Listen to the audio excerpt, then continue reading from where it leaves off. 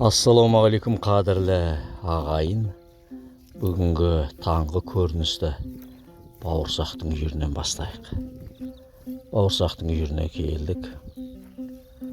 Бауырсақ алды жеңілдеп қалған шығар жарықтықтың. Бауырсақтың үйіріндегі біраз биелерді бураға апарып қостық қой. Бура өскенше бауырсақтың үйіріндегі биелерді ешқайда жібермей бауырсақ өзі қайырып отырды.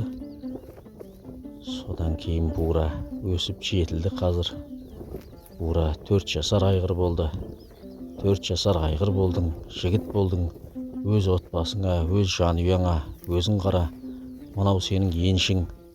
Мә саған бөліп берейік деп бауырсақтың үйіріндегі біраз биені бураға апарып қостық. Бауырсақ аманаттап қайырып ұстап жүрген үйіріндегі биелерін бура бауырына берді. Сонымен қазір бауырсақтың алды сәлде болса жеңілдеп қалды. Дегенмен Аллаға шүкір, Құдайдың бұйыртқан үйірі бауырсақтың алдында жүр, өзі қайырып жүр. Бауырсақ енді біздің көңілімізден шыққан айғырлардың бір емес бірегейі ғой. Біраз видеоларын әлеуметтік желіге салдық, жүктедік. Ел көрді, оң бағасын берді, өзінің пікірлерін жазды, ойларын жазды. Бауырсақ туралы қаншама жақсы пікірлерді естіп бізде қуанып жатамыз. Бұл енді бауырсақтың жайылып жатқан жер көктеген. 1-2 күн жаңбыр жауды. Енді жер одан сайын көктейтін шығар. Алла бұйырса. Бауырсақ біздің енді жылқымыздың бас айғыры ғой қазіргі. Алдында біздің әлеуметтік желіні көріп жүрген ағайындар болса, көрермендер болса біледі. Қазанат деген айғырымыз болған.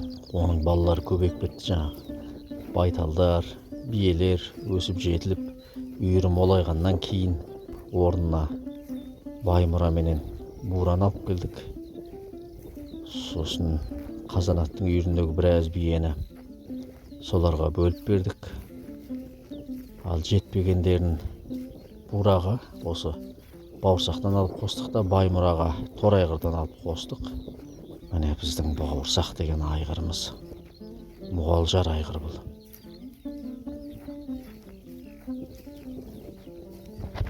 Өз үйірін тырп еткізбей ұстайды.